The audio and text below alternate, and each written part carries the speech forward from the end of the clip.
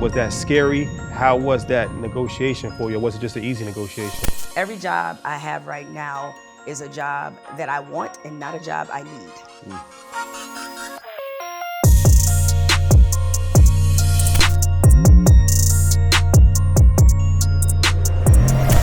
Jemele Hill is one of the biggest names in sports. She worked at ESPN for 12 years as a columnist and on-air talent.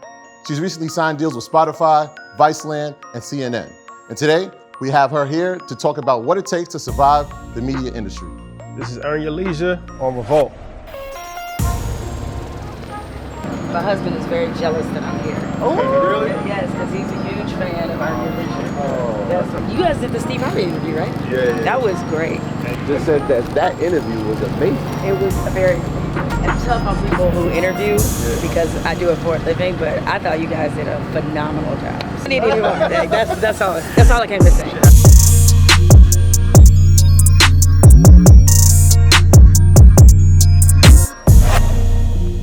Jemele Hill. How you doing? Good. Thank you all for having me. What up, though? What up? See, you know the official Detroit Of greeting. course, there's only one way to greet someone that's from That's the right. We like halfway Detroit natives. Really? We spent a lot, well, we spent time out there, and every time we go out there, the love is just different. Yeah. Like Detroit love is different. Yeah. He didn't bring his buffs today. I don't even know what happened. I forgot. Disappointed. I forgot. I'm disappointed. I forgot. But one of the greatest voices of our generation. You know, we were sports fans before we was into finance. So sports is like our first love. So this conversation is right up our alley because we was listening to you before we started listening to CNBC. Oh, well, that is a very humbling. Yes, no. Hopefully I sounded halfway intelligent when I talked. Your voice, it mattered to us. And your perspective was always top notch. So it was like, yes, somebody's speaking for us. So thank you in advance. Well, I appreciate that. I mean, you know, when you get on an elevated platform, especially someplace like ESPN, you know, there is a different responsibility, especially if you're Black, especially being a Black woman.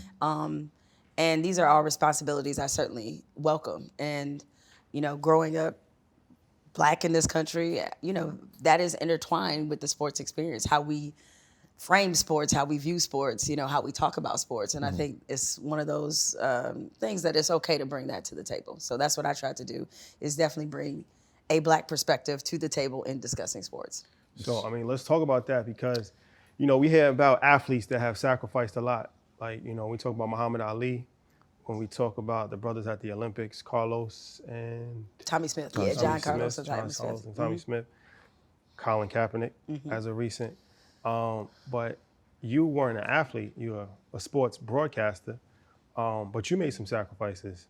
So, you know, and you're a Black woman. So, you know, you're a woman in a male-dominated area, and you spoke out vocally about things that you believe in, and, you know, it cost you in an immediate situation.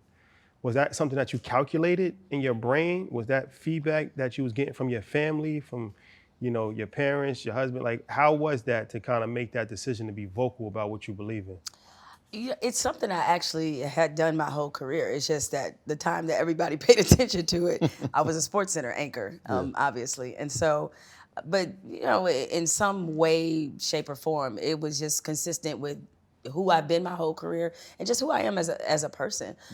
You know, I didn't really consider it speaking out. I considered it telling the truth, which is a core principle in journalism, is that, you know, we're supposed to be truth tellers. We're supposed, and on top of being storytellers, and we're also supposed to hold those in power accountable, because we are, honestly, the voice for the people. You know, journalism was created as, you know, with a watchdog mentality. And so that is through the perspective and the lens that I see a lot of things. So, you know, me being vocal about certain issues, whether it be about race, gender, whatever, that was very natural to me. So it was never anything I calculated. I mean, hell, if I'd have thought about it, I wouldn't have done it probably. You know? Come to think of it. Yeah, I was like, man, this ain't such a good idea, you know? But in my mind, you know, when I'm being vocal, I'm just speaking what I believe to be the truth. And so when you talk about your career, you've done this your whole career. I started thinking, is this something the path you always knew you were going to be on? Because I'm reading like 15 years old, you're getting awards for journalism. Like most kids at 15 are thinking like, we're going to be in entertainment or we're going to make it through sports. And you're looking at it from a different lens. Was it journalism was always the path? Always. I'm very much an outlier in that regard. And so when young people ask me about career advice, I'm very honest with them, is that I don't know if the advice I can give you will apply directly to your life, because this is all I've ever wanted to do. You know, I sucked at science, I sucked at math, right? But I love to read and I love sports and also love to write. And back in those days, you had to read the newspaper in order to follow your sports teams. You know, that's the way it went. Yeah, you said back in those days. Back in those days, because these kids don't know nothing about holding a newspaper these days. Everything's, I know. It breaks my heart as well. Yes. So that's how I developed a love for the sports section that I read really religiously as a child. I had a subscription to Sports Illustrated too. That was my dream job, was to work at Sports Illustrated and be a writer and to write these incredible profiles and about issues and about people and that sort of thing. So in high school, I took a high school journalism class and I was hooked. And it's the only job I've ever had in some way, shape, or form. I have earned a living writing, always, since I was 15 years old. Okay, because one of my second job, I should say, my first job, it was like just a little menial job that my grandmother got me. She was a social worker, so she worked in the welfare office. And so she got me a job in there filing welfare cases. Paper cuts are real. Them joints was like, woo, told my fingers up. I was like, I tell you what, I'm never gonna be is an administrative assistant. That's never gonna happen, or anything to do with filing. But after that, I started working for the Detroit Free Press, which is the largest newspaper in Michigan. And I was answering phones in the sports department. And the reason why I did it is because I wanted to specifically, not just be a journalist, I wanted to be a sports writer. Yeah. So ever since then, I've always had a job where I got paid for writing. And I'm very fortunate, but that's not the path for a lot of people. A lot of people change careers. A lot of people maybe come to a career late. I just have been really lucky that I've been able to do this for, I don't want to say how many years. When you just said that, it made me think about how I used to read. And it was always, I started with the back of the Daily News, and maybe I go to the front. But there were writers that I always would follow. So like Mike Lupica was one of those guys. When you just said Detroit Free Press, it made me think of the sports reporters when Mitch Albom. Yeah. And he kept talking about he was from there, so Dick Schaap, all these guys. Yep. So was there someone that you said, all right, this is the person that I want to follow, or I'm going to model my journalism style after at that age? Well, it wasn't so much about his style. Although when you're young, you do tend to, read with that in mind and think like, oh, I want to write just like that person. But the person whose career was kind of on my Mount Rushmore was Mike Wilbon. Yes. Right? Is that because Michael Wilbon, when he was a columnist at the Washington Post, one of the best columnists in the nation, of course, he was somebody also on Sports Reporters, and with him being a Black columnist and having the level of visibility, that was really important. And even locally, Brian Burwell, the late Brian Burwell, also somebody who was on Sports Reporters. Terry Foster, another Black sports columnist. So following their paths definitely gave me a sense of belonging. Like, oh, okay, I can do this. And I was very fortunate. I had some, women mentors in my life early who were in sports and some who were not, who were just writers who always encouraged me. So I never went through that moment of doubting whether or not I could do it. The wrong thing happened. I got too much confidence early, right? And so once that was established, even though I knew I was getting into a very male-dominated space. I mean, like, I think a lot of women work in industries that are male-dominated. Sports is like male-dominated. Okay. The feel of it, the entire, because obviously I'm covering a lot of male athletes. And there were many locker rooms that I walked into where I was either the only woman or the only Black person and definitely the only Black woman. Yeah. And I knew that was going to be a part of what I was signing up for. But luckily, because I had a great support system, because I had mentors and other people that I could look to and say, oh, okay, this is how it's done, I never went through really a lot of moments of doubt about whether or not I belonged or whether or not I could do the job. So we had like athletes and entertainers a lot where they're passionate about their craft. And they don't realize the business side of it until it's too late. Athletes now, I think, are starting to get it, but in the past, they made a lot of mistakes.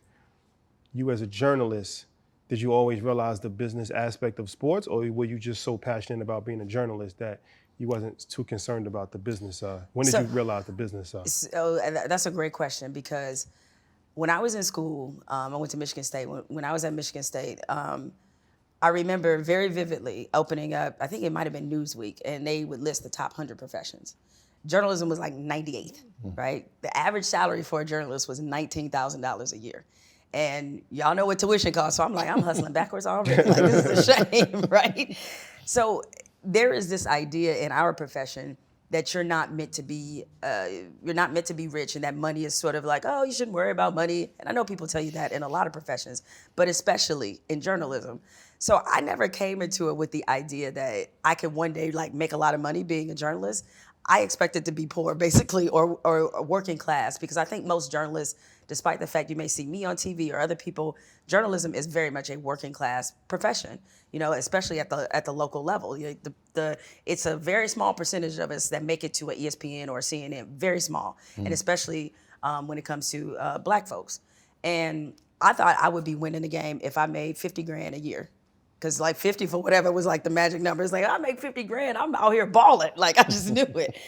And it wasn't until I got to ESPN that I really became more serious about understanding the business side of my profession, because I started to see what people were making.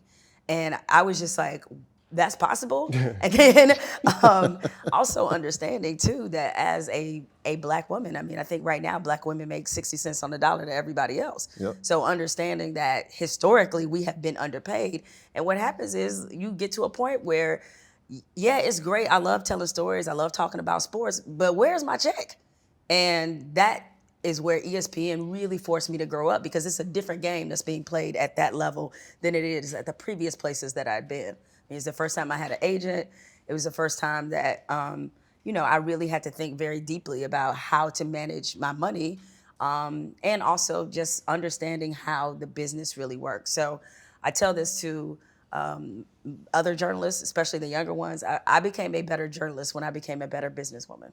What can you explain that a little bit? Like, break that down a little bit. Okay, so for example, like when me and my former co-host Michael Smith, we did the show His and Hers before we got to Sportscenter. When I started the show, even though we're doing the same job, right? And I was making $200,000 less than Mike, right? But we're doing the same job. We're both co-anchoring the show. Responsibilities are the same behind the camera, or offset rather, where we're putting the show together and all that. And it was a really interesting lesson for me, because I was just like, I really have to have the type of representation that's gonna make sure that that doesn't happen, right? That you're sitting alongside a co-host where you're making less than. Now I realize that, there can be situations where you may have somebody who's so wildly more popular than the other person, and it's not about necessarily what you're worth, it's about what you will negotiate. And that was certainly a lesson in that. And it was because I started at ESPN at such a low salary, all right, to begin with. So, one of those, we'll see if it work out kind of contracts, is what we call a 2-and-2, a 2-year deal with a 2-year option. Worst contract I've ever signed, right? Because I think my first year's salary was $120,000 a year, but it's $120,000 as a independent contractor, which means I have to pay my own taxes. No health insurance. And no health insurance, Yep. Exactly, which is why I was like, this contract is trash, Yeah. But it was one of those prove it type of deals. And the lesson that I learned is that, I know it's ESPN, I know it's a big place, but you still, you can't sell out for a name, right? You just because you wind up at a place that will give you a huge, platform, you still have to go in there with the mentality of, I'm going to outperform this contract, because that's usually what happens. So by the time I got to year 4, I had so grossly, in my mind, overperformed relative to the contract that I had, but it took a while to dig myself out from where I started from. And once I got to doing television every day, then it was like, okay, ultimately that one contract has cost me, because that was my 3rd contract, I think, at ESPN by the time I got to His and Hers. That cost me every step of the way, not coming in there at a more aggressive number. So how does the contract work? Because obviously you've had a number of them. You had His and Hers. Obviously you've appeared on more shows, but then at one point you were the primetime Sportscenter anchors. And so is that something that we now have to renegotiate the contract because it's a new show, or is it, here's the pay and these are the shows that you're going to be doing?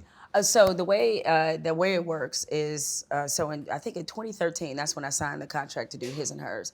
I was on a 4-year deal, and getting raises every single year, of the contract, and our contracts were coming up. So we started SportsCenter in 2017. Mm-hmm. They came to us early in 2016 and presented the SportsCenter opportunity with us, which of course was going to come with a new deal. So then I signed another 4-year deal. We both got paid the same. let me just say that. Lesson learned. Yes, we both got paid the same. But what was crazy, like we had the same agent, but he had already negotiated his contract. Like, because Mike, I don't even know why ESPN let this happen, but he was able to sync our deals so that we were always going to be a package deal, which gave us stronger leverage and stronger negotiating power together. And because when I got to His and Hers, Mike was already in the middle of his deal. Yeah. And I'm getting a new contract, so he just somehow was able to get them to sync them together, so we were both up at the same time. But yeah, I mean, in television, it's a cold game because everybody knows what everybody's making for the most part, because either you've read about it, and that was another adjustment I had to get used to. It was the first time coming to ESPN was the first time my salary was reported on.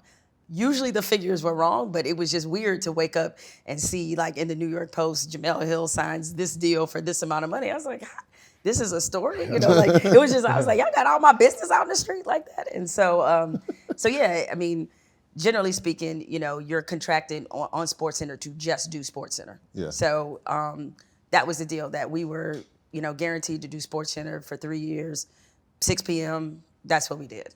Yeah. So most athletes, entertainers, when they get their first check, they tend to buy things that they've always wanted, whether it be cars, jewelry, homes. In your field, journalism, not really reported about what you guys do. Was there something that you had this urge to say, you know what, I'm getting that, I've always wanted that? What was your first big spend?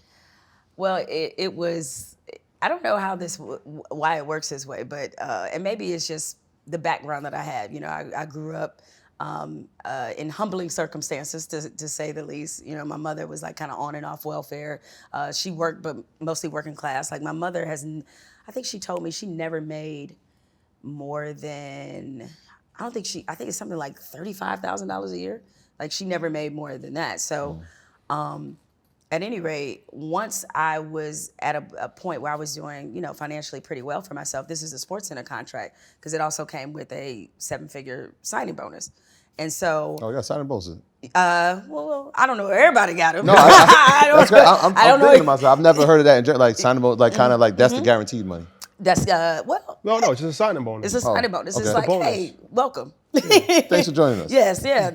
It's like a bonus. People get bonuses all the time. Yeah. Most of the time, people get bonuses at the end of the year. I'm thinking signing bonus in the terms of sports. Like, I mean, I think you're probably thinking of it in terms of the NFL. Right. You see a guy has a deal that's worth $200 million, a signing bonus of 20, such and such a contract is guaranteed. Guaranteed money, right. Exactly. So, but it wasn't, in some respects, a financial apology, because one thing my representation had brought up to ESPN is like, you historically underpaid her now for 3 or 4 contracts. Like, she deserves this, And so they went for it. And so I don't think that's something everybody gets. Yeah. But again, it's not what you're worth, it's what you can negotiate. And when I saw that, when the 7 figures went in my account, I was thinking to myself, like, I just want to stare at this, because I was like, I never in my life thought this would ever be possible. And you would think I would have like 500 things I might have wanted to buy, but it was really just 2 specific things.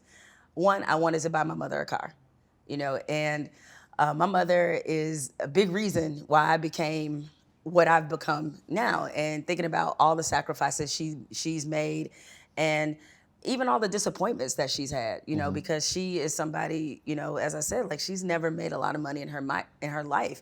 And so I wanted to give her something that was just for her, that couldn't be taken away. And, and so I bought her a new Mercedes. So I got her a Mercedes, and I bought myself a Maserati. So that was my, my nice. 2, like, okay, I'm gonna just, go in. And it was a crazy feeling, because my mother's car, that's the first time I've ever paid cash for a car. And I know a lot of people are like, you're not supposed to pay cash for a car. I know. My manager and I had this conversation, all right? So before y'all look at me in shame, I do realize this. Judgment-free zone. Yes. But the reason I did it is because, listen, you can't hand a 60-year-old black woman a car and that comes with some kind of note or whatever. I mean, I would have paid the note, but she just was like, well, can you afford this? I was like, I pay for it in cash. You don't have to worry. It's okay. Yeah. So financially, I realized it wasn't what they advised you to do, but I wanted to do that for her. What about, talk about negotiating, because I have a friend that works in the industry as well. And I feel like the sports industry is a really tough industry because there's only a few stations or TV stations, so they have a lot of leverage. Mm-hmm. So you don't really have a lot of negotiation power unless you're like a real, everybody wants you. It's like, all right, somebody else can do the job for a lot less. And when I found out what a lot of people were making, I was surprised, because I'm like, they're not really making any money and they're on TV. Even the people that's making money in the grand scheme of things, that's not really a tremendous amount of money. So when you were negotiating, like, how important was it to have different options or being able to walk away from the table? Was that scary? How was that negotiation for you? Or was it just an easy negotiation? Well, what I would say, my last contract at ESPN was actually pretty easy because the figure they came in with was actually higher than what we were thinking. So it was like, oh, sign me up. I was like, all right, cool. Sign us before they think twice. But thinking about, your question, I go back to when I was a newspaper reporter and I negotiated my own salary at every stop of the way, learning lessons, and also really getting a better understanding of how the business worked. The main thing you have to create wherever you are is leverage. When I was in college, when I just got out of college, I worked at a newspaper called the News and Observer in Raleigh. And I was an intern there. And I was there for a few months and they decided to extend my internship. One of my colleagues, he was a full-time staffer, but he told me about how when he was an intern at the same, place, they extended his internship for 11 months because it was cheaper, right? To just keep you on as an intern. You're getting paid, but you're getting paid an intern salary. Mm-hmm. And that was much cheaper than maybe having you as a full-time staffer. So what I did was I started looking for a job, and there was no way I was gonna be an intern for 11 months. And so I got another job offer. I came back to Raleigh and I said, hey, and it was a job I would have taken too. That's the other thing, is like, I wasn't just gonna pump fake, like, hey, unless you guys offer me a full-time job, I'm going to leave. And I got that other job offer. They stepped up and they offered me a full-time job. And even when it came, they matched the salary. And so that was just based off me just creating a little leverage, for myself. And I was like, oh, okay. So sometimes you have to kind of almost make them think that you're going to walk away. I think they tell you the same thing when you shop for a car, that you should like walk out at least twice or something like that. Yeah, just to make them kind of raise up their level. And even while I was in Raleigh, like Sports Illustrated offered me a job while I was there. And the reason I didn't take it, even though I know I told you guys earlier that was my dream job, it was because of the position itself. When I wanted to come through the door at Sports Illustrated, I wanted to be a staff writer, writing pieces on a regular basis and covering things and covering national and international events. And what they offered me was basically a glorified fact checker. That's not what I wanted to do. And I had an option. I was like, well, I can go to Sports Illustrated. I'll be at the place I really want, but not in the job I really want. Mm-hmm. So to me, what's the point? So I just used their job offer to get a raise, essentially. So, all right, you're coming from Detroit, you work your way up, start at a low position, you work your way up all the way to making millions of dollars on ESPN, on Sportscenter, which is the pinnacle of sport, was the pinnacle of sports for a long period of time. You get suspended for making a comment, then you made another comment and you got let go. So a lot of people lose their jobs, but not a lot of people lose their dream job. Mm-hmm. So psychologically, how was that for you when you realized that you had been fired and that it was over? Well, just to correct you, I was not fired. fired. I was not fired. I walked away. Okay. And the thing about SportsCenter is SportsCenter was never my dream job. So it was easy for me to let it go. So before I left ESPN, I left SportsCenter first. And that's because I was unhappy. I didn't like the job. I didn't like some of the things they were doing to our show. I didn't like the leadership that was in charge of our show. Mm-hmm. So I was just like, let me find something else within the company to do. And they were motivated to do it because the controversy, created some headlines. some of which, I think that they were just looking at it as, basically I was kind of toxic. So again, using leverage, I know you want me off the show, but I know you can't get me off the show because in my contract it says I have to be in this spot for 3 years. So it's almost like a no trade clause in sports, right? So for us to get what we want, I want out of Sportscenter, you want me off Sportscenter, then I have to waive this and you have to let me do another job that's here. The thing is that the other thing that I wanted to do, which was to write, and I would still be on TV, but kind of like how I was before I started doing daily TV, just, appearing on Around the Horn and other different types of shows. They usually don't pay people the amount of money I was making to do that. But again, do you want me off SportsCenter or not? And so they agreed to do it. And when that happened, I was much happier, and I got to move to DC. I could get out of Bristol, thank God. Bristol, Connecticut. So you were living up in Bristol? Yeah, I was living in Hartford. Yeah, I know. I did my bid. I'm telling you. That's tough. Yeah, Lake very compound, tough. Lake compounds. Lake Compound. What you know about Lake Compound? So we worked at a camp for years, a lot of, and one of the trips that we took the kids to was Lake Compounds, and every time we pass it, I'm like, oh, ESPN, we close. Yep, because it's like right across the street. Because the company picnic was at Lake Compounds every year. Okay, so very familiar with that. But, when I decided to leave, I pretty much knew once I got suspended, it was only a matter of time before I was going to leave. And, a principle to follow is leave them before they kick you out, right? Better leave too early than wind up leaving too late when you've lost a bit of your leverage. And at this point, there would have been a trust that was broken between me and ESPN. And there was also nothing else left that I wanted to do there. I'd pretty much done everything. I started off there as a sports columnist for ESPN.com, made my way to the 6 o'clock SportsCenter. It's kind of like nothing else is left. What's next? Yeah, what's next, right? And I was just ready to pursue other things outside of sports. I was ready to get into different arenas and to work in production. Me and my best friend, we started a production company. So I was just ready to just create in a different way. And essentially I went to them and I said, basically, I'm gonna say what y'all probably wanna say but can't say. Like, this isn't gonna work anymore, right? And, I would like, at this point, let's consider, because at first when we were talking about me leaving, they actually, offered me 2 other possibilities, like to work at ESPN on 2 different shows. Like, oh, what do you think about a permanent role on this show? What do you think about a permanent role on this show?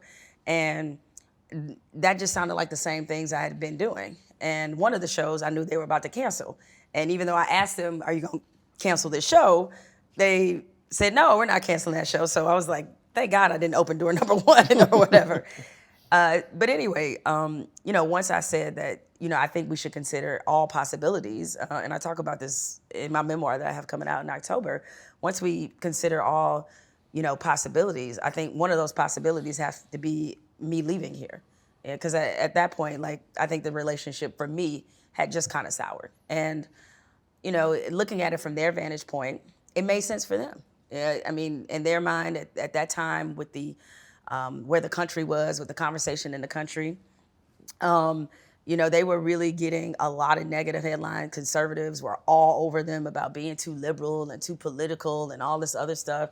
And I was generating a lot of those headlines. So, remove the problem and everybody's good. And so, we came up with a nice send-off package and I left. And it was it was a great decision for me. I'm very thankful for being at ESPN for 12 years, but I don't really miss it. But I'm grateful for being a much better journalist when I left than when I started there. Yeah, so in true sports fashion, you had a contract, you spoke to the team and said, all right, there's no trade clause, but let's buy me out of this contract and I can become a free agent. Correct. So you became a free agent. Yep. And then you moved to the Athletic? Is that the next Atlantic. Move? Atlantic. The Yep, Atlantic. I moved to the Atlantic because, writing is always going to be a component of what I want to do. Okay. Yeah, so that was the first job that I got. And, it was a publication that I had read and respected for a long time, Ta-Nehisi Coates. It's where he used to write for the Atlantic. Amazing. Amazing writer, right? And so they were in the business of journalism, and I didn't have to worry about them being in business with leagues they were trying to cover, right? Because the Atlantic is its own kind of independent operation. And so I'm untethered from working at the network that also has $1 billion deal with the NFL and $1 billion deal with the NBA. And so, it gave me a lot more freedom. Plus, they allowed me to cover what I wanted to cover, which was to write about sports and its convergence with race, politics, and gender. And it was a real opportunity for me to get back to the thing that I love the most, which was writing. Yeah. So with that freedom that you now have, or you gained, obviously the compensation wasn't the same. Was there any point where you were saying, okay, I have to change the way I conduct my financial well-being, or were you nervous at any time about how you're going to move going forward, or No, what was that process like? No, because I felt like the salary that I made at ESPN, I was gonna make again, which is what happened. And the Atlantic was one piece of the empire being built. Then I linked up with Spotify to do a podcast, and I'm not sure the order that it came in, but linking up with Spotify, now we're creating a podcast network together that's for Black women, that is Black woman led and run. And so entering into different partnerships with people, it actually increased the amount of money that I could make, because there were things at ESPN I had to say no to that I didn't have to say no to before. I can hit the speaking engagement circuit in a real way because I don't have to worry about being on TV every day. And so now, I sort of traded in one job for like 7 different hustles, if you will. So now, on my plate, I just, I have Spotify. I'm still writing for The Atlantic. New show coming out on CNN streaming service. Producing Colin Kaepernick's 30 for 30. Have sold some shows under the production company. So it actually led to more streams of revenue. Multiple streams of income. As one of my boys said, they're like, hey, you gotta have 5 hustles, okay? And I was like, I think I have more than 5 now. And they're all tied together, like in a lot of ways. At the core of it is, storytelling and things that I've always been good at and things that I like to do. But I also, because of the money I made at ESPN, every job I have right now is a job that I want and not a job I need. Ooh. That's a bar. That's a bar. So let me ask you about the world of podcasting, something that we know a little bit about. Just a tad. One or two A little things. bit. Yeah.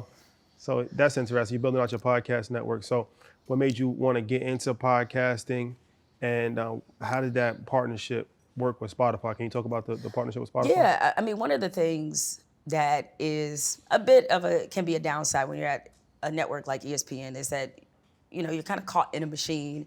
And a lot of the things that I loved about journalism, sitting down, interviewing people, talking to folks, like a lot of that, kind of is missing or was missing, for me. And so I wanted to get back to the core of what I loved about the profession, hence writing for The Atlantic. And with Spotify, that gave me another opportunity to sit down with people, have thoughtful conversations, learn about people, have people who are listening learn about the people that I'm interviewing, and just, really from a creative standpoint, just kind of get back to the things that I really enjoyed. And so the way it was set up with Spotify, it was initially a 2-year deal out the gate. And then when it came time to renew, which of course they wanted to renew, we had conversations before my podcast was renewed about creating this network. And, what I noticed when I looked around the podcast space is that there wasn't a cohesive platform, I think, for Black women. There are certainly Black women who are out there podcasting, but I was thinking to myself, like, what if there was like one platform where you could go and you could get a slate of shows that explore the fullness of who Black women are. I'm not saying we'll explain everything because we're complicated, but I think that really sought to showcase our nuance, whether it be in spirituality, wellness, conversation, relationships, whatever that might be. And we were at a time in our country where it felt like everybody was just depending on Black women to do everything. Like we saving Wakanda, Stacey Abrams saving Georgia, trying to save democracy. I'm like, we need something in a space where we feel like that we can be heard and also we can be vulnerable. And it was important to me, especially as I've gotten to the point in my career where, you know, I've done cool stuff, I've won awards, and that's great, but it's all about what you leave behind. And what I felt like when I got into the business is that the caretakers of our business left the business in a better place. And so I wanted to create something similar.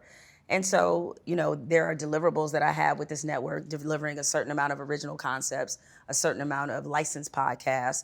And, you know, basically we're going to just try to develop cool shows. And, you know, obviously I get a, you know, percentage of the overall budget and a percentage of executive producing some of these shows. So, you know, you have different lines that you get, you know, paid for. But mostly I needed this to be really Black woman led, and not just have Black women as content creators, but behind the scenes have Black women who are empowered. Because the other component that was important to me is that the Unbothered Network be a place where Black women felt that they could advance and further their careers. So how was it from being a host to being an executive?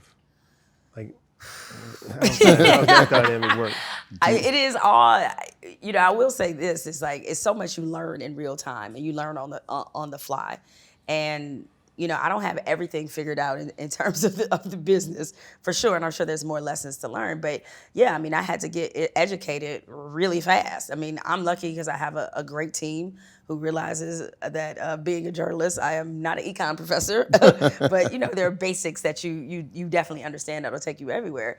But like sliding into more of a, you know, being an entrepreneur at this stage of my career is the plot twist I did not see coming. You know, I kind of thought of myself as more of a singular entity. You know, you're your own kind of corporation, right?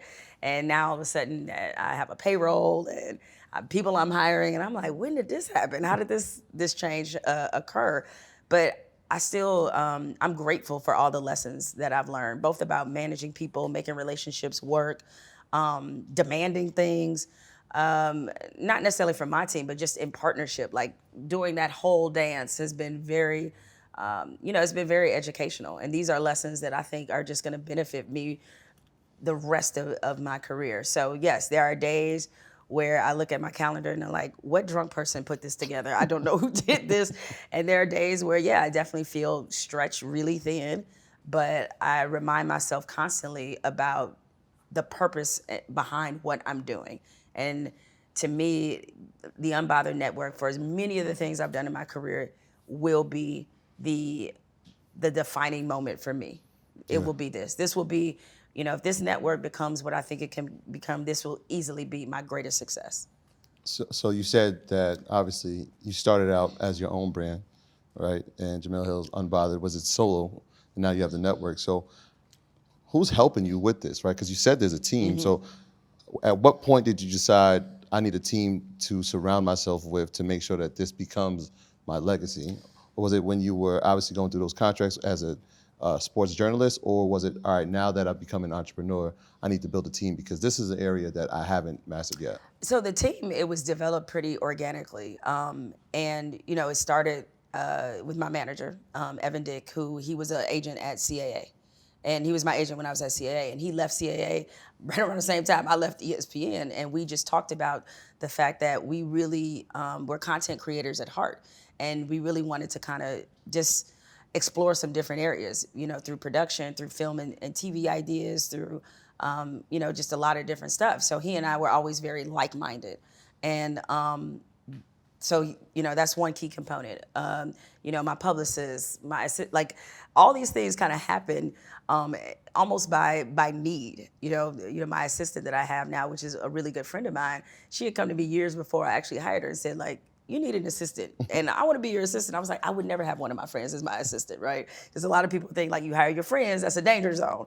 But when you think about the amount of personal information that an assistant sees, I was like, yes, hiring my best friend from high school was the perfect thing to do, okay? So between my publicist, my manager, the Unbothered team, where I have a head of content, a head of audio, and, you know, even just, of course, you have your personal support system. I mean, my husband is like incredible, you know, incredibly supportive, always somebody I could bounce ideas off. It was his idea to develop a t-shirt line for Unbothered. He was like, you really should develop a t-shirt line around some of the things you say on your podcast because, they're kind of funny. and just to further brand yourself. So, we started selling merch for the podcast and, which has been really successful, JemelleStore.com. and so, I'm branching off in these areas that I just never would have guessed because I did not consider myself to be somebody who would be a business owner. I thought I'd be a terrible business owner. So, but no, it is about having a trustworthy team, people who watch your back, and holding people accountable. I hold them accountable, they hold me accountable, and that system of accountability has so far proven to be, really wonderful. And it matters to me that. Pretty much my entire team is like dominated by Black women. I always mess with Evan. I'll be like, you probably gonna be the last white dude I ever hired. It's like to mess with him. But no, I think that part is important too, because as I said, I want, working with me not only to be, a great experience personally, but I also want it professionally for it to be a good decision for folks as well. Like somebody coming after somebody on my team, to me, is just a huge compliment. So what are some of the lessons? You say you had to learn a few lessons. Can you share some of the lessons that you learned from definitely learned a lot of lessons about, about leverage. And I think also, and this was something that started at ESPN, because among the, the journalistic growth there, I'm also grateful for what it taught me about business. Because when I started hearing from other people about the things they were asking for in their contracts, it made me, one, mad at myself that I hadn't thought of the same thing, and two, it just taught me that whatever you say to somebody who you're negotiating with, I promise you it's not the craziest thing they've ever heard. Like, I promise you they've heard something crazier. And I think being a woman, like, there's a conditioning that happens to us that we don't want to be too demanding, and we don't want to tick anybody off by what we demand. And that left me a long time ago, so effing unbothered is a way of life. Or being unbothered, I should say, is definitely a way of life. That left me a long time ago. So I had to learn to ask for the things that I felt like I was worth, and not be shy about saying and about what those things were. And also, telling people what also wasn't acceptable. I also had to learn too that sometimes no is a powerful answer, okay? And because there were instances where I was agreeing to do things that just weren't worth my time, and I'm not getting paid enough money to do it. I'm like, why am I doing this? All it's doing is really taking me away from the things that are paying me money, okay? So no was a very powerful lesson. And then, I think I also, had to learn that when it came to money, to not be shy about discussing it. And I think, me and a lot of my female friends, we talk about this, especially those of us that are in the same business, is we're very open about what we make. And that's because we don't want anybody to, be slighted or not get what they're worth, because companies depend on that silence, right? Because they know if people find out what they're paying, then that will also help their leverage at the negotiation table, which is what they don't really want. Because I remember a really good friend of mine, she hit me up because an organization I had spoken at, like it was gave a keynote address. They came to her and they offered her, I forgot what they offered her, but they offered her like half of what they offered me, right, to speak. And they offered me twice as much. And I would say in terms of like, her appeal and popularity, she was definitely on the same level I was. And I couldn't believe that they did that. And I was like, well, I'll tell you exactly what they paid and what also, what I put in my writer for the other things, that I wanted. And they gave me all of that. And what made it even worse is that they paid me double what they offered her, and I just had to get in my car and like basically go down the street. Like it was a home game for me, which was my incentive to do it. And so she went back to them, and I'm not sure if they ever raised it up, but she appreciated the fact that I told her.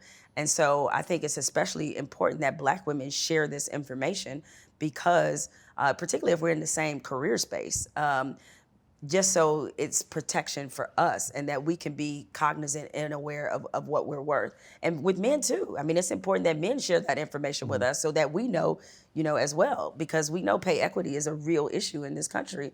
And so it informs, me. Because when Mike and I were doing the show together, Mike told me exactly what he made. That's how I knew that I was underpaid. And had he not shared that information, then it wouldn't have come back and been helpful when they gave me the signing bonus. That's very important. So on top of sharing what you're making, are you also talking about and sharing the things that you're investing in? Because that's something that we really don't talk about either, right? Yeah. Like everybody's like, I'm going to do this, I'm doing stocks, I'm doing real estate. And you just find out later, like, hey, look how much money I made. Right. So in your industry, and I guess amongst your counterparts, are there people that are saying, hey, these are the type of investments we're making, oh, this is the person you should be talking to, this is somebody who can advise you in that path? Yeah, I have a wealth manager. Shout out to Wells Fargo. I have a wealth manager. I have two wealth managers, actually. Another wealth manager who's a friend of mine based out of Connecticut. And when I got that signing bonus, he and I had already been talking about investments just as friends. And I'm the type of person that if I want to, work with you, or I observe you first a lot of times just to see how you move. And he never, ever tried to pitch working with me at all. And I actually appreciated that. And so I was able to see how he moved and how he navigated, and it made me want to work with him. And so I came to him and said, hey, I think I'm ready to really do some serious investing. And so, this would have been back in 2016. So I started an account with him. I initially put in $100,000, and it's like more than doubled since then, just based off the investments. And it's nothing crazy that's in there. It's your usual suspects: Netflix, Amazon, Apple, Microsoft, those kind of things. But there was a couple that he put me on. One is Mercado Libre. Yes. You know about Mercado Libre. South America. South America, right? That's their Amazon. We know Who am I talking to? we know a thing or two. We know a thing or two. So Mercado Libre, Yeah. that was when he put me on kind of early. And because of our, us, me and my husband doing this apparel line in connection with the podcast, Shopify. Shopify was another one. And so, we wanted to invest in that. So we did that. And, essentially our investment approach is that at this age where we assume that we'll be working another 15 to 20 years, is that, the majority of our portfolio is stocks, for the most part. And there's some other safer stuff in there, some cash bonds, some other things. But we know that right now is a time that we can take, a little bit more risk. Nothing, crazy, but yet it's not, we don't have to, we can literally leave it in a place or a few places in our case and just kind of leave it alone. Yeah. What's the vision for the network? Like, you're already with Spotify, so I'm assuming it's not to like get acquired. So like, what is the 10 years from now? Like, what's your vision for your podcast network? My vision is strictly built around the content. Of course, there's financial goals that we have to reach, every year per Spotify in terms of what we deliver to them. Like ad revenue. Yeah, the ad revenue, the beauty of being at Spotify, like I know there's a lot of podcasters that are out there, as you know, that have to sell their own ads, or I'm sorry, become a salesman personally, just get ads for their podcast or depend on ad revenue as a part of, what they make on their podcast. That is not my story. That's not the way things work at Spotify when you're exclusive to Spotify. So Spotify gives me, a yearly budget that includes my talent fee. And from that, I pay my engineer, producer, social media person, all that. And then the rest is for me, right? And so, getting back to your question about, what the vision is for the network, I think it's just important for me to just create a space that celebrates, amplifies, and elevates Black women. It's just that simple. And every metric of success that I will hold for the podcast will be about its ability to create community, its ability to create fellowship, and its ability to create a safe space for Black women. That is my evaluation metric. I'm sure shows all across the board. Yep, all across the board. The shows that, we'll have some announcements soon, but the shows that that we're interested in and or are in deep negotiations with are, cover how Black women worship, cover, how Black women are at work, We have a very interesting one that I think will be great, and of course in the mental health and wellness space. So and there's a lot more that we want to do, and there's particular Black women that we want to work with. Some names that I know folks will recognize, and give them a platform to further the conversations in our community. Yeah, can we talk about obviously working together? Especially, I mean, I think people kind of discount the fact that obviously it's two Black men that are working together, which is great. But the fact that you and Cari Champion are two Black women that are doing incredible things. Can you talk about the power of that visual and the change in the narrative where females are working together and doing incredible things? So it's interesting, especially when you consider how Cari and I became friends, because Cari got to ESPN. She was, host of First Take, and for a couple of weeks, they had actually been auditioning me for the same role. And I knew I wasn't gonna get it because I knew I wasn't really what they were looking for. And but there was this sort of narrative that was building that I was gonna have it out for whoever had that job because I didn't get the job. Mm-hmm. And I know that in our business a lot, that happens where people create these jealousies, they create these beefs out of nowhere that suddenly become real. And I didn't want that to be certainly my story with another Black woman. So when she got there, I purposely reached out to her right away and offered to take her to dinner because I wanted her to hear from me that, like, I'm very happy that you're here, because even though I didn't get the job, to me the win was the fact that you have a Black woman on a very popular show in a very high profile position. Like, her winning means I win, as far as I was concerned. And I think a lot of us need to have that attitude, is that, there is no, what did they say? A rising tide lifts all boats. And so I thought for our business, that really was a powerful message to send to other Black women in this business, that she was sitting in that chair. And so I sent her an email, and she didn't respond for like a month. And I was like, okay, this heifer trying me. Right? I tried the nice way. I was trying to be nice. I was like, no, she's going to be my friend, whether she likes it or not. It turns out Cari actually didn't know how to work her email. So that's why she was like, girl, it took me a month to figure out how to do it. And, we had a dinner, and also I wanted her to be aware of sort of the perceptions about that job. And, there was going to be some difficulties, on that show, that I was just trying to put her up on some game. And as she likes to joke, she was like, yeah, after that first dinner, I thought, she's crazy, but okay. And I was like, yeah, maybe I came on a little too strong with that. But over time, we just developed a really great relationship and a very powerful and strong, friendship. And we were a support system for each other as we were in those mean Bristol streets. And, from that, we always had great conversations as friends. And so we just kind of wanted to extend that to television. So, yeah, I mean, there's all these negative stereotypes that Black women don't work well together, and that it's got to be a fight to the death and all this kind of stuff. But that's never, been a part of our friendship, because I think we generally root for each other. And I think that's the essence of any friendship, is that when you can be happy for one another, and my being happy for you is not dependent on how my life is going. I'm just happy for you. Do you see yourself in that role now, as where Mike Wilbon was a person you looked up to, and now you have young females in the industry, and now they're looking up to you? Do you feel more of an obligation to become a mentor to these young ladies? I think it's I wouldn't use the term obligation. I would say it's my responsibility to do that. Yeah. And, just because I think, just thinking about my career and the number of people who took time out, and it didn't have to be a lot of time. Sometimes it could be just a 10-minute conversation. I think like my second contract that I was negotiating at ESPN, I called Will Bond and got some advice from him, and that might have been 10 minutes, but it might have been 10 minutes that may have gained me $150,000. You know what I'm saying? Mm-hmm. Just hearing from him, hearing from an OG about how to approach things.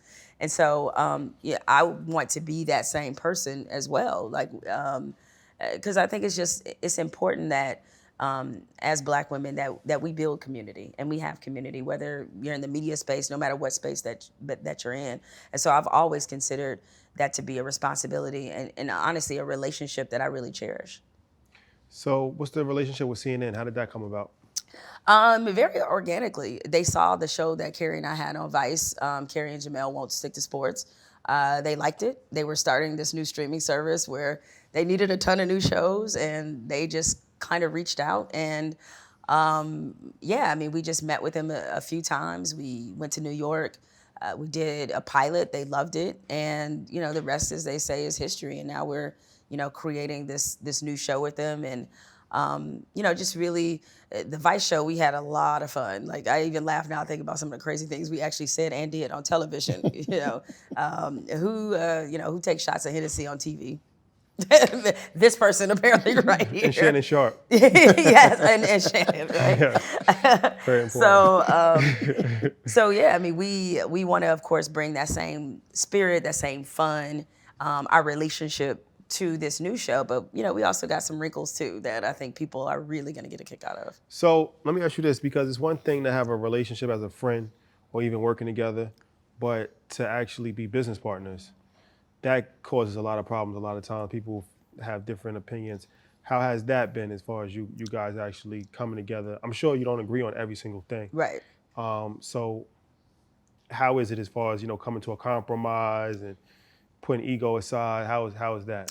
Well, I mean, I think Cari and I mean, you're right, we don't agree on everything, but we're like-minded. We're not the same, but we're like-minded. And because we are like-minded, compromises are easy. Like, they don't feel like compromises necessarily, you know, to me. They feel like, okay, you know, I'm gonna let her take the lead on this. And that's totally fine with me. We don't argue in front of the kids. And that means, by that I mean, like, you know, producing staff or anything like that. So any debates or discussions that we have it with ourselves first, and then we go to them, you know, be it our producers, be it upper management, and present a united front. And it's very similar to how my relationship was with Michael Smith. We did the same thing. We knew that whenever we were in front of company, we were going to present a unified front. And I think that's important in those kind of partnerships. And you're right, working with friends can be, you know, very delicate. But I do think that if there's general, if you guys have a foundation of respect, which I would hope as your friends you would, then it's not gonna get to certain, like, you're not gonna go into certain areas, and you're gonna realize and know and respect their boundaries as your friend. And if we need to have a tough conversation, then we can have that because we're friends, right? And so ultimately I want the best for you and you want the best for me. And so, you know, I don't anticipate, you know, there being many conflicts. And there's got to be trust there too, because even if it's something that I might not agree with, but I see Cari is like really passionate about, I trust her enough to say, you know what, go right ahead. Like, I'll try it. Like, let's jump off the cliff together. Forget it. All right. Like, all good. And so that's my approach. I've been really lucky, you know, because I know a lot of people in TV who are working alongside people they can't stand. And I never wanted that to be my existence. Is true. I mean, I know people who are not real friends who, you know, they have a work relationship or one that appears to be a friendship on TV, and then they go their separate ways and they never talk and anything like that. And while I'm not saying everybody I work with has to be like my best friend or anything like that, but I think the reason the shows I've been on have been great is because of the friendships. And the friendships that existed before we were on TV together, hence why I have a lot of trust that they will exist after we're not even working together. I mean, if me and Cari weren't on TV together, we'd just be doing the same TV show, but we'd be at the bar drinking rosé. It's the same show. Oh, I thought Hennessy was going to be there. Rosé. No, rosé. Okay, rosé. Listen, I had to retire. At the bar drinking Somebody rosé. bring me my champagne. Bar So stool. we got Jemele Hill, the journalist, Jemele Hill, the brand, the entrepreneur. Where do you see your legacy? What do you want it to be? I think it's just all about me creating a legacy where others can stand on my shoulders. And was that the intention when I was, 21 years old and just starting out in this career? No, it was not. But over time, seeing where we weren't, it became my mission, And so now, to me, it's all about me being able to elevate other people. And I know that sounds like probably pretty corny, and I know it probably sounds like, oh, everybody says that. No, I really mean it. Is that the things I've been able to do and accomplish in my career really won't mean much if I haven't been some kind of service to others. Because this, there's only so much praise I can accumulate for myself, right? I mean, it's like, I know at some point it's like, okay, these are great, and I'm grateful to have done some of these things, but it's got to be about being able to put other Black women, other Black people in positions of success, and I feel like having that community perspective, it not only allows me to stay more grounded, but frankly, it allows me to feel as if I'm contributing in some way, that I'm not just here just collecting stuff, that I'm actually trying to put some substance behind it. You spoke about your book that's coming out in the fall. Talk about that a little bit, and what's the thought process behind that? So this is the book I did not want to write. Okay. That's how it always starts. I'm telling you, because I always wanted to write a book. I never wanted to write about myself. And then my literary agent was like, so there might be a bit of a bidding war for your book. I was like, so you're telling me there's money involved and there could be a nice amount of money involved. So I was like, all right, I guess so, But that wasn't the only reason that I eventually agreed to do it. I also considered it a bit of a challenge. I was like, you know what? I really want to explore some parts of myself, some things I've experienced, and write about them in a way that I think people will relate to. So the memoir is called Uphill, and I take you through these very different points of my life. And I think people will be really surprised by a lot of the stuff that's in there, just because I think so many people just knew me from ESPN and like, oh, she's a journalist, she worked at ESPN. They have no idea of my background, my upbringing, how I was raised, the generational trauma I've experienced, like a bunch of things. And so I just kind of wanted to lay it all out there for people. And I'm hoping that people see this not just as a testimony, but also see it as something that inspires them. I wanted to write something that would inspire other people. Just, we're all going to face different challenges, different adversity. I mean, it's what happens. It's life, but and how we respond to those things is really what defines us. I'm sure you guys, as money guys, have heard this before.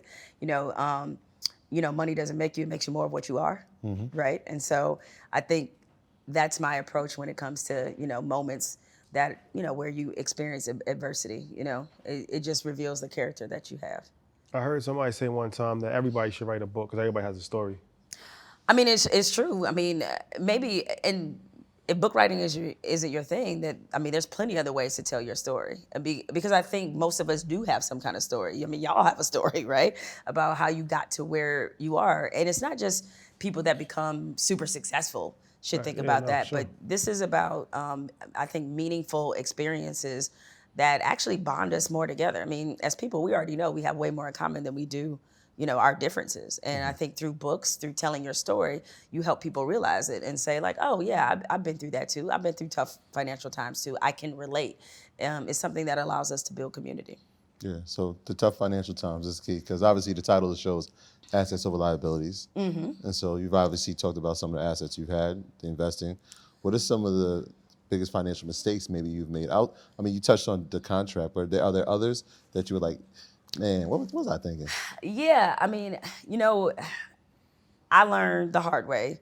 Never get involved in things you're not really interested in, right? Like I remember I saw like a well-known athlete who was doing, I think, a hedge fund, and I'm like, why? I mean, like, is this something that you really know about or you're really interested in? Because it seems like you're just sticking your name on something you don't really know that much about. And like everybody, I went through the phase of trying to get involved in real estate, right? Of being a property owner. Bad idea. In Detroit? In Detroit. Bad idea, right? And this is at a point where people knew in Detroit that the housing market was coming up. Yeah, it was like, you could get something real cheap up in Detroit. And that was part of the motivation. Is like, okay, buy a bunch of houses or whatever, rent them out to folks. And trying to do that while I was living in Florida. That's the hard part. That's the hard part. And while I had contacts on the ground, one of them contacts went off with the money. Okay. Oh, wow. And so, we had tenants, because me and and a friend, we went in and we got a group of houses, and she was more interested in real estate than I was, and I didn't get into it because of her. I brought her into it or whatever because somebody else sort of convinced us that like we should do it. Like, oh, it's an opportunity there. You know, my boy knows such and such, and he'll set everything up and this and that. And for a little period, things were going okay. But even with the tenant part, it's like, you know, even having some Section 8 tenants, which were great because you know that money comes in regardless, like every month. Guaranteed. But there were other tenants. I mean, I had somebody just straight up squat on me. Like it was like rough. It was real rough. And plus, They steal your piping? They didn't. I know that's the thing. No. They did not steal that or whatever. But they just stopped paying rent. Yeah. Like they're just like, we just ain't gonna pay. And evicting somebody is very difficult to do, you know, depending on where you live and what the rules are. So from that, I learned, as I said, don't get involved in something you're not actually interested in or care about. You know, I don't know anything about real estate. I mean, of course, me and my husband own a house. I mean, I know about it from a personal level. I bought a house. I know that's just me taking care of that house, and that's it. Being responsible for other people and doing it when you're out the state, no.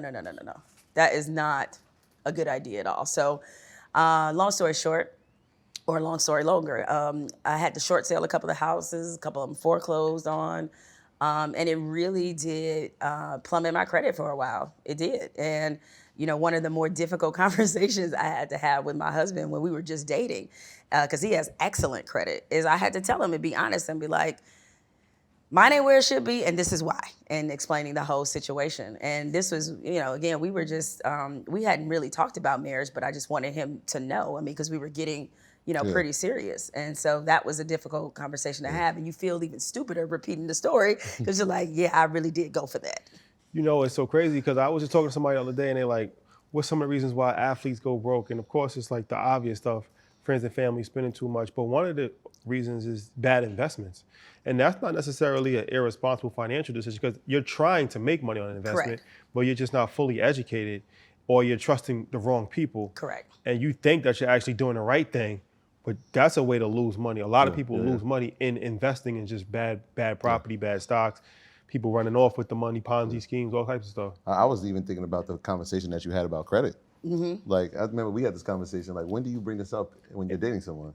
It's very sensitive, very sensitive topic. So the fact that you were honest about it was like, yeah, this is where we're at, but now we can build together. Well, I think what happened was we were talking about credit, and he was saying, because I was pretty amazed, because he was saying when he was in college that he, you know, he was the type of person that like paid off his credit card bill every month, if there even was a bill to begin with that was even high, and like how he was always been a saver, and you know how he pays like every bill like on time. I was like, ooh, that is not my story.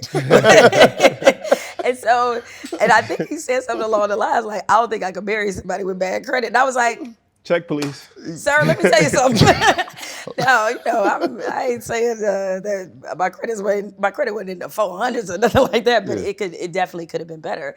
And he actually gave me a suggestion at the time after I told him, and he was very like sympathetic, and he was like, you know, you should just go ahead and apply for a credit card, because I didn't even have a credit card at the time, right? Because once I paid off all the debt and everything, I was like, let me just chill for like, and I was never one to be running up credit card debt anyway, but I was just like, I'm gonna just chill and just try to let this situation recover. I'm traumatized by what happened, so let me, you know, just chill. And so I hadn't applied for a credit card in forever.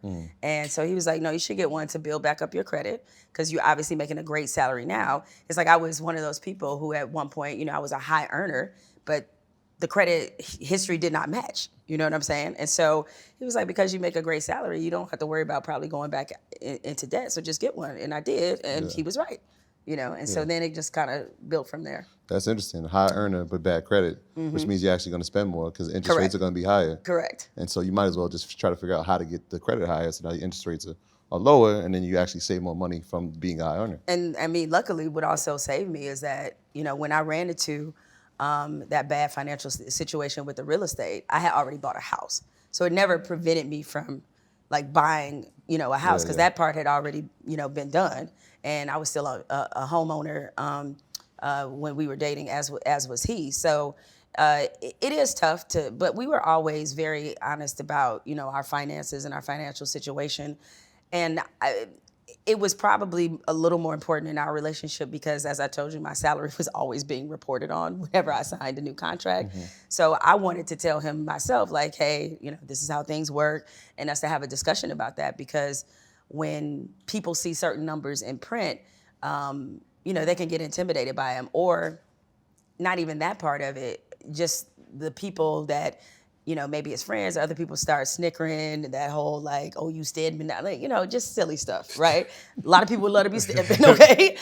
And Stedman was a very successful business owner. You know what I'm saying? He's a legend. He's actually a legend. Stedman Exactly. He's definitely a legend. He was a very successful business owner long before, him and Oprah became this sort of power couple. But nevertheless, like, people always try to be funny. It's difficult. Yeah, it's an interesting dynamic, especially for a woman to be a powerful woman.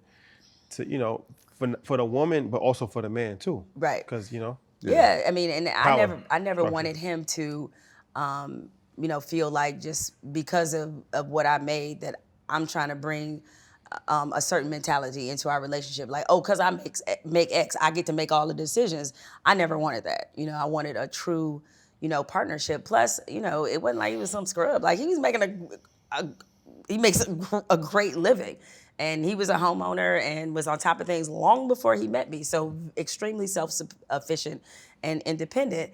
But I know how, people can sometimes, when it's that dynamic of a woman who's high profile with a man who may not be as high profile, they try to, use that to, make jokes about people and stuff like that. So I just wanted, him to make sure that this was something that he was really prepared and ready for. So before we leave, what would your advice be to any young person, not just a young woman, but young woman or a young man coming up similar route as you in the sports industry, trying to find their voice, journalism or sports broadcasting?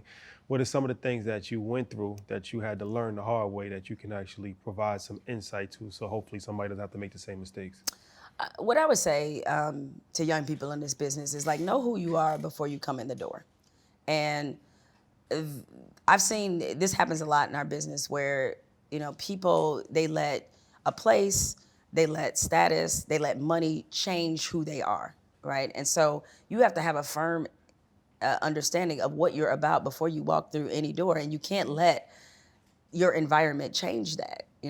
I mean, unfortunately in our business, there are people who, used to be nice, start making a little money, and then it's like, they just a totally different person, right? And so you can't let an industry compromise your integrity in that way. And I think as long as you do right by people, it will work out for you. And I've certainly always tried to do that throughout my whole career. Like, I don't have some long history of doing people dirty, stepping on folks' neck and all that kind of stuff.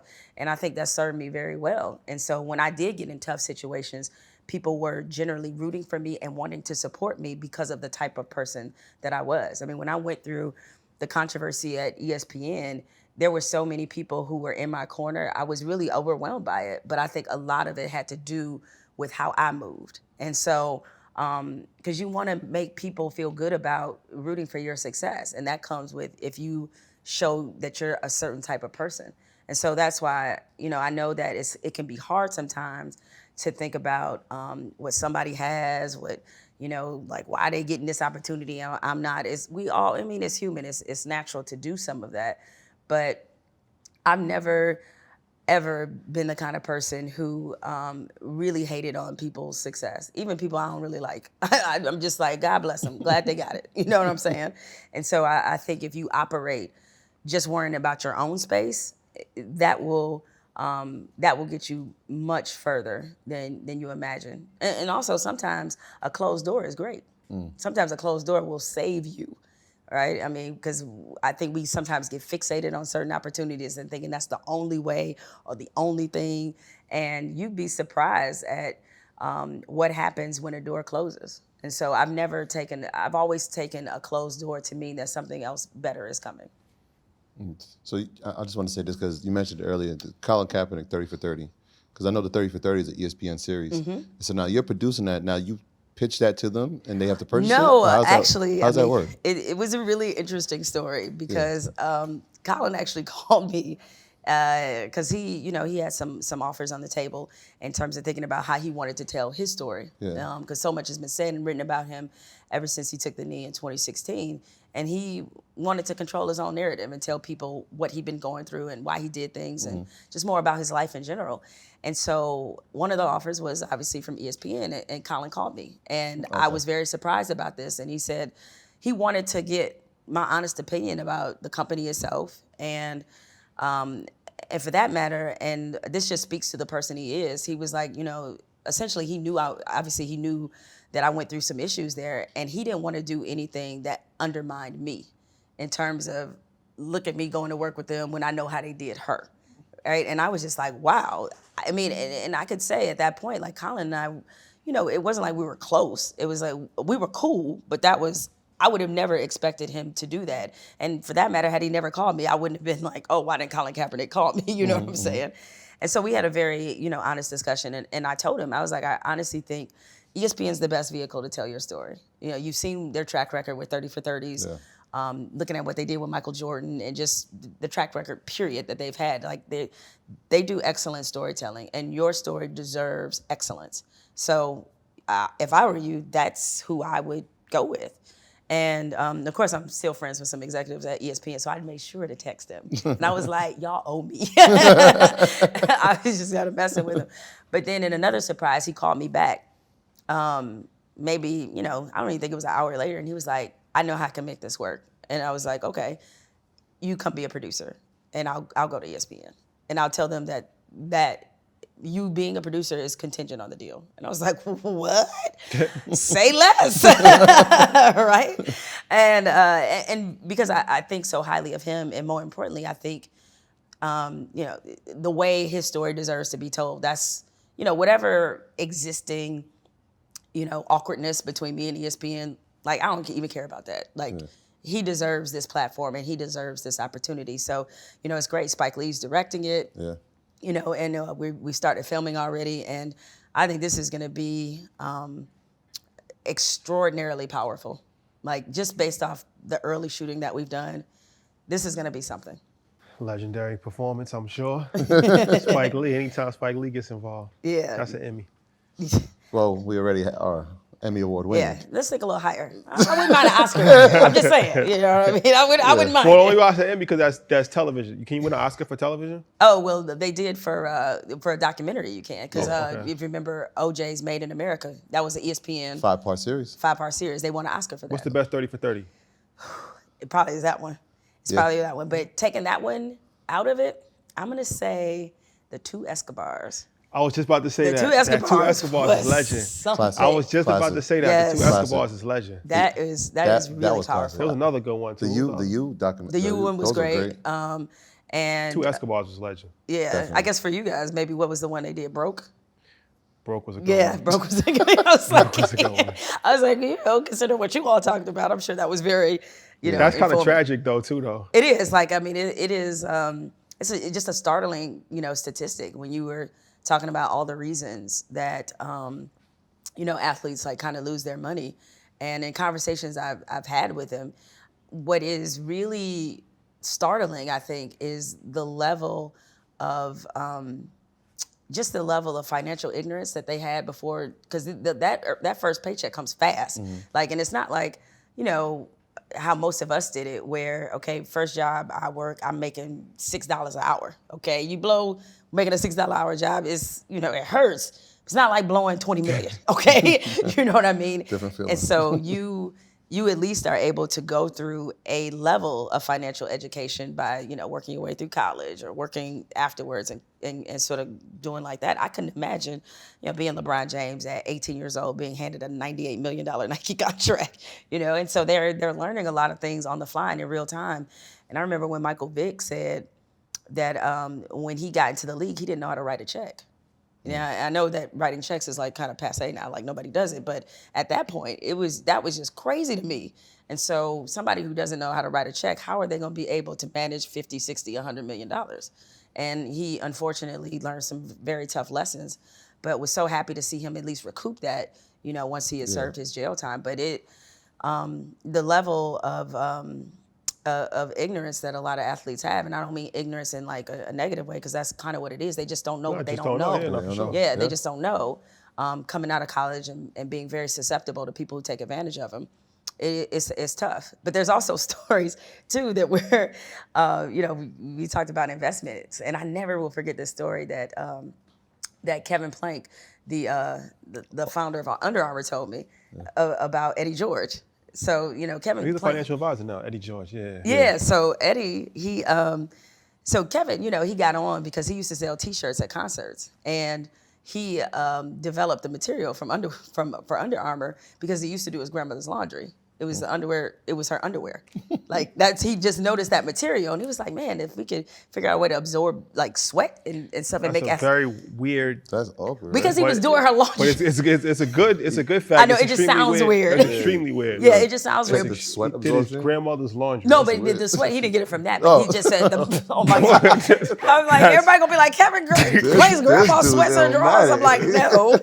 Damn. Let me clean that up. If I say he, Check your Spanx. yes, he did his own laundry as a college student at her house, and of course, as a courtesy, he would do hers too because he's using her washing machine. And That's a hell of a courtesy, though. I'm be honest with you. but he's just like, I'm gonna do it. You know what I'm saying? Your Like, grandmother's laundry?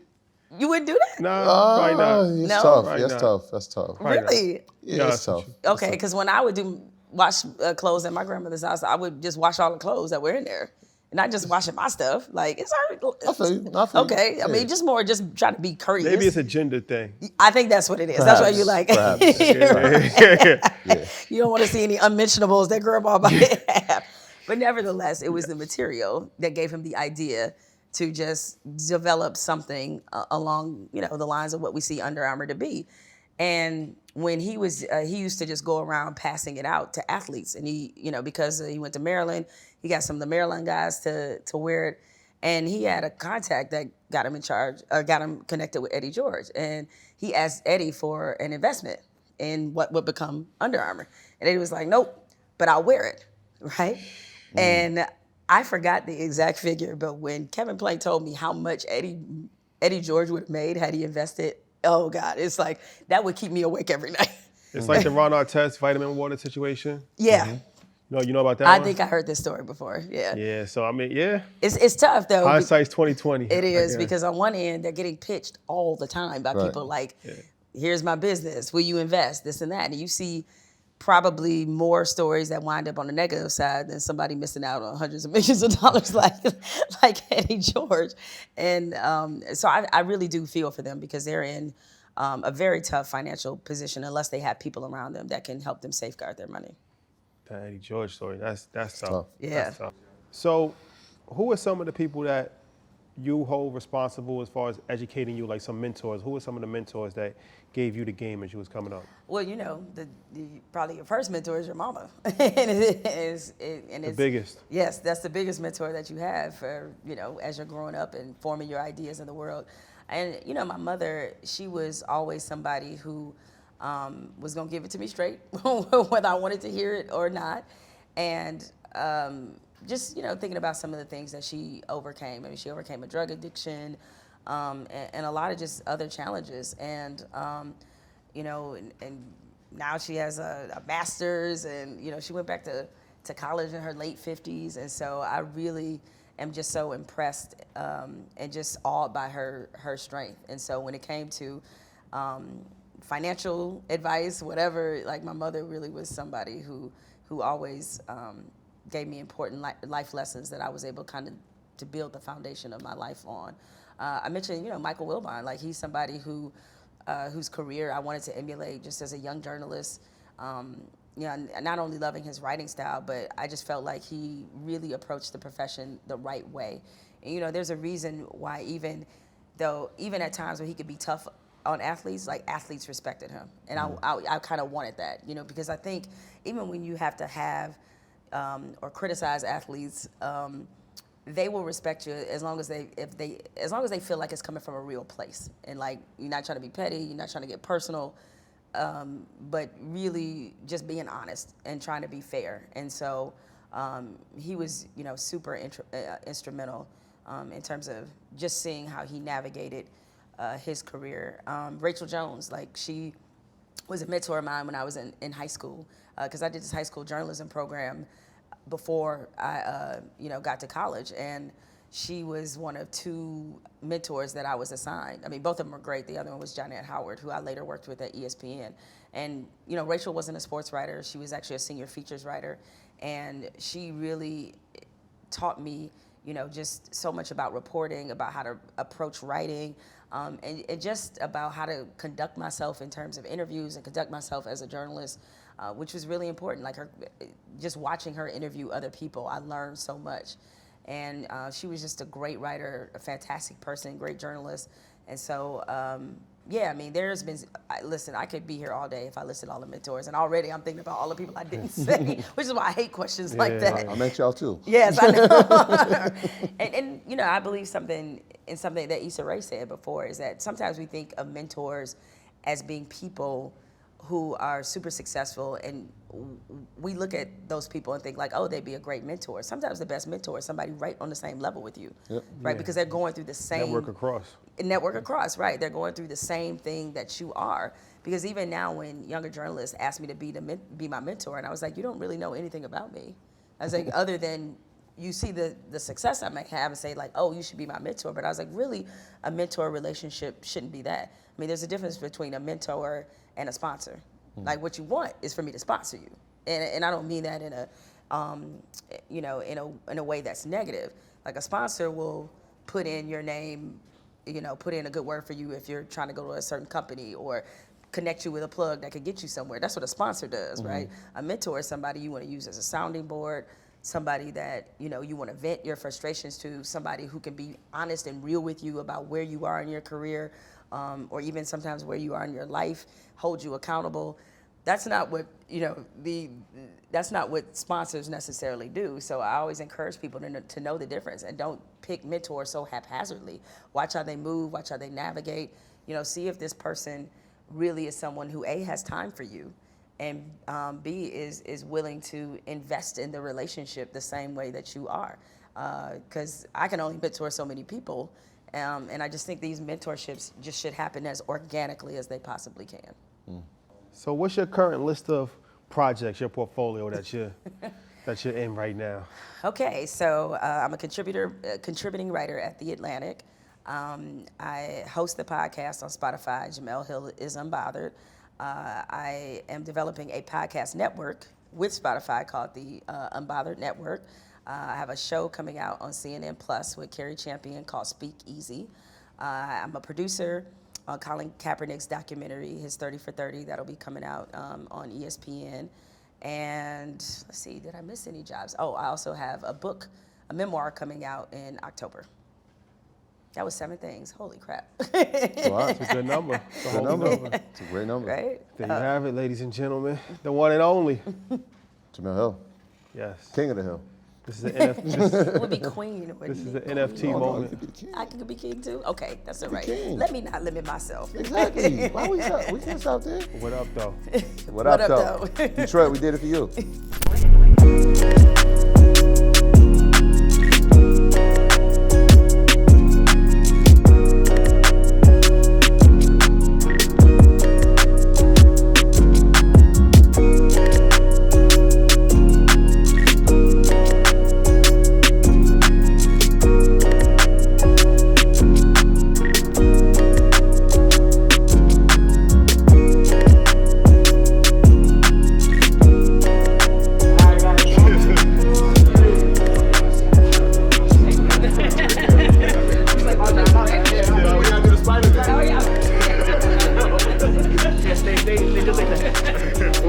Who's the real spider? Are you doing this? Who's the real interviewer? There you go.